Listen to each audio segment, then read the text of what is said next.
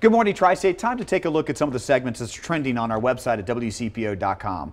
Right now, Bob Driehaus joins us, and when we talk about the Mill Creek restoration, there's been a lot of journalism done on that. You probably have covered it, but also the restoration has really led to an economic comeback in certain communities. That's right. The restoration has been primarily an environmental concern, but there is a nice byproduct, and that is some jobs and growth along the Mill Creek when it's gone from this eyesore to an actual attraction. And in one of those perfect examples is right off the top in your story here. It's about the Twin Creek Preserve. That's right. This is in Sharonville, and it was an area that was just this blighted, vacant, weed-strewn lot. They've actually turned it into a wetland. Okay. And it shrank the floodplain, and so neighboring Cincinnati Sub-Zero was able to expand there when it was time for them to grow, rather than having to move out of Sharonville. So it created over 200 jobs, millions in new economic impact in Sharonville. Was this all part of the big blueprint, if you will, of the restoration of the Mill Creek?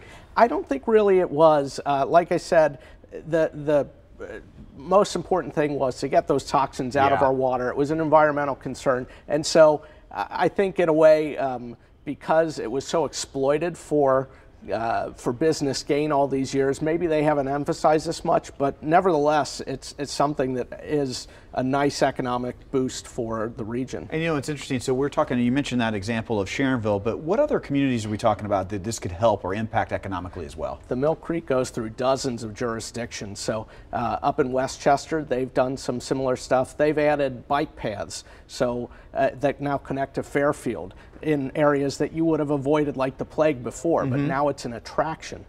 Down in Cincinnati in the Hartwell neighborhood, Buyer Steel has dedicated like 10 years to converting what had been just a sooty, blackened hillside into a really nice area that is a benefit to the city and has taken a place that you might have avoided and now consider for additional business. Is there some momentum with this project, do you feel like now? Well, it seems like we've been talking about the Mill Creek forever. Yeah, it is not even like a multi-year, it's a multi-decade effort, but it really is paying off. I talked to the Mill Creek Council of Communities, and they mentioned to us that the number of fish has doubled. Okay.